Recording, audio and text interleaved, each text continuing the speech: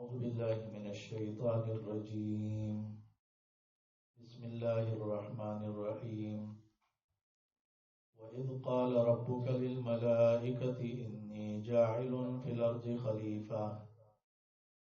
آدم علیہ السلام د پیدائش ذکر کی.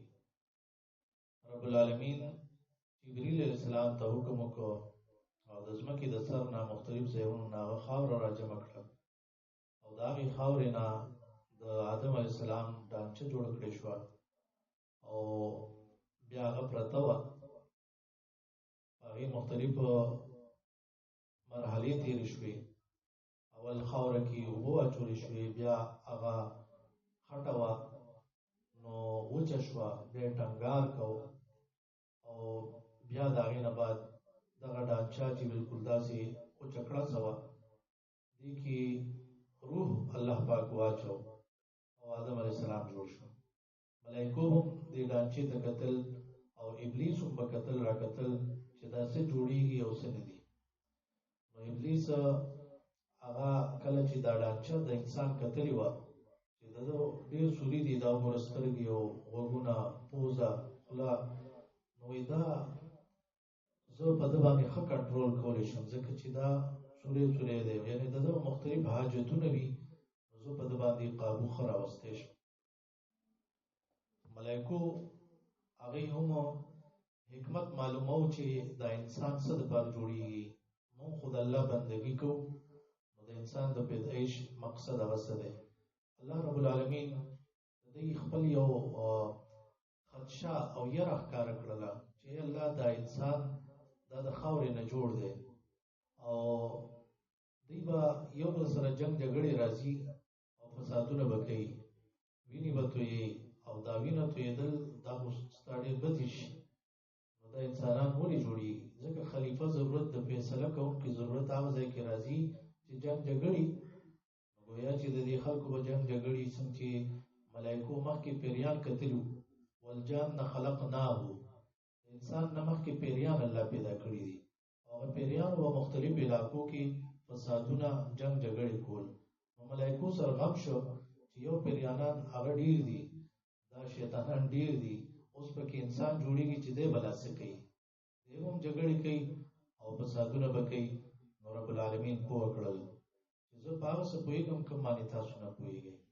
او هغه دا وه چې وګوره دغه انسانان په دې کې الله پیغمبران رالیږلي دي، پیغمبران الله د انسانانو کې رالیږلي دي، په دې کې غټ غټ علما دي، دې کې شهیدان هم شته، صحابه دي. نو دغه انسانانو کې ډېر اوچت خلک هم دي او بعضې داسې چې هغې فساد هم کوي. وَإِذْ قَالَ رَبُّكَ، او کله چې ویل رب ستا للملائکتي ملائکو ته انی جاعل فی الارض خلیفه، یقینا زه پیدا کوونکی په ځمکه کې فیصله کوونکی، یو تابعدار خپل. قالو دی وی اتجعل فیها، آیت پیدا کوي په دې کې من یفسد فیها، هغه څوک چې فساد وکړي په دې کې، ویسفک الدماء، او تویې به وینې. دا ګوره اکثر داسې که نه یو چغلخور روانې وکړي نو بیا د هغې نه بعد جګړې خلک شروع کړي، وینې پکې توی شي، فساد جوړ شي نو بیا وینې تویېږي.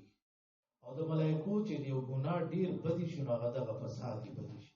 او دا خلکو نن سبا ډېر کړی چې بس په چا باندې پوه شول چې دوی یو بل سره ډېره لګي، نو بس روانې وله پیدا کولو کوشش کوي چې دا ولې دوی یو بل سره داسې محبت دی، ولې یو بل سره اتفاق دی او اتحاد دی. نو چغلیو کې فسادو کې بیا هغې یو بل سره په جنګ کې نو یو بل ته لاس واچوي. نو دا په کورونو کې هم کېږي، محلو کې هم کېږي او په علاقو او بیا په ملکونو کې هم کېږي، جنګونه جوړ شي او په هغې کې وینې تویېږي. نو د ملایکو دا فساد ډېر بدې شي. ملایکو وایي ونحنو نسبح بحمدک، مونږ پاکي بیانو ستا سره د ستاینې ستا، حمد ستا، ونقدس لک، او ستا پاک ذات یادو. یا یو مطلب نسبحو مونږ پاکي بیانو ستا اوس، بحمدک سره د حمد ستا، ونقدس لک او ستا پاکي او بیانو بیا هم، یعنی همیشه ستا پاکي بیانو. قال انی اعلم ما لا تعلمون، او فرمایل الله تعالی یقینا زه پوهیږم په هغه څه چې تاسو پرې نه پوهیږئ. وعلم آدم الاسماء كلها. اوس دې ته وګوره، ډېر عجیبه نکته ده. ملائکه هر وخت الله عبادت کوي. داسې یو څلور ګوتې ځای په دې اسمانونو کې نه چې هغه خالي. اسمان داسې ډک دی، څه ملائک ولاړ دي، څه په رکوع، څه په سجده باندې او د الله عبادتونه کوي. او داسې بره یو خانه کعبې په شان یو کور دی، هغې کې طوافونه کوي. او یا زره ملائکه د ورځې طواف وکړي تر قیامت یې نمبر نه راځي. دومره ډېر ملائکه الله پیدا کړي. وما يعلم جنود ربك الا هو. د الله د لښکرو علم د الله نه سوا هیڅ چاته نشته. نو دومره عظیم ملائکه چې لا يعصون الله ما امرهم ويفعلون ما يؤمرون، د الله نافرمانی نه کوي. الله چې ورته څه حکم وکړي هغه کار کوي. د هغې باوجود الله انسان پیدا کړ. ولې؟ انسان له الله ډېر علم ورکړ. نو دې نه معلومه شوه چې د علم فضیلت په عبادت باندې هغه ډېر زیات دی. یو کس به نفلي عبادتونه ډېر کوي او بل کس دی هغه به علم خلکو ته ښایي، علم هغه تدریس به کوي او نشر اشاعت به کوي. نو دغه علم خورونکي دا د هغې نفلي عبادت کوونکو نه هغه نه غوره. وعلم آدم الاسماء كلها. وښودل الله تعالی آدم علیه السلام ته نومونه کلها د ټولو څیزونو، یعنې هغه څیزونه چې د هغې ضرورت و ژوند تېرولو کې هغه ورته الله پاک وښودل. او دا علم الاسماء د مختلف څیزونو نومونه.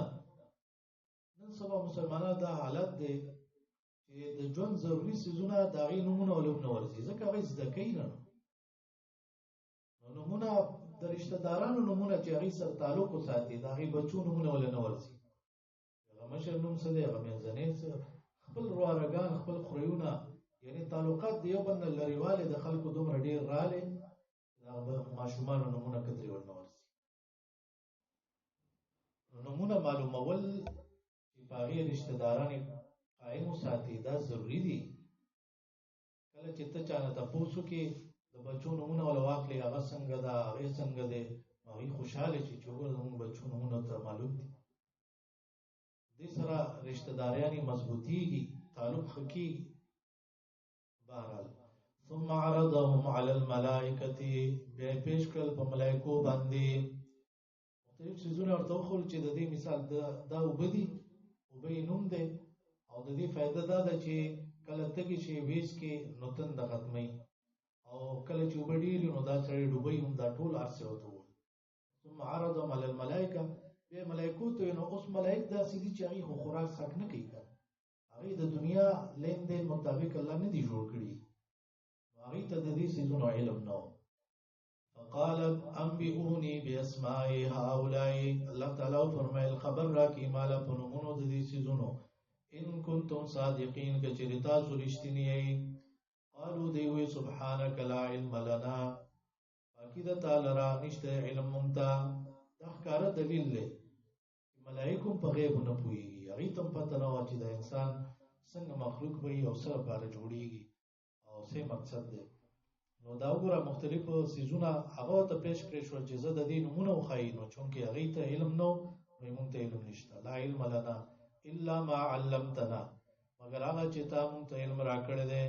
انک انت العلیم الحکیم، یقینا ته علم والا او حکمتونو والی، په هر څه پوهه حکمتونو والی. قال وفرمایل الله تعالی یا آدم، اے آدم. ملائکو نه امتحان واغست. علم په مدرسه کې امتحانونه خامخایي. بعضې خلک هغې وایي امتحانونه یې پکې نه وي، چې امتحان نه وي نو څنګه به علم حاصلی. علم مدرسه الله پاک تاسو ته بالکل په اول کې ښودلې ده، هغې کې امتحان خامخایي، پاس کېدل او فیل کېدل هم به کېږي. نو الله پاک بیا آدم علیه السلام نه تپوس وکړو چې دې خلکو ته د دې نومونو باره کې ووایه، د دې څیزونو څه نومونه دي. انبئهم باسمائهم، خبر ورکړه دوی ته یعنې ملایکو ته په نومونو د دې څیزونو. فلما انبأهم باسمائهم، نو هر کله چې خبرې ورکړه دوی ته د نومونو د دې څیزونو.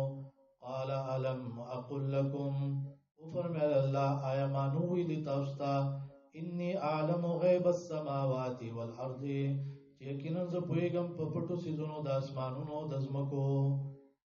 دا ور خبرې ورکو تاسو وی چې دا انسان په فساد کې او دا به وګوره دله ما علم ورکړی دی دا خو بیان یې بکی وعالم ما تبدون وما كنتم تكتمون او پویګم پاغه چې تاسو ښکارا کوي او پاغه چې تاسو پټوي اقول قولي هذا استغفر الله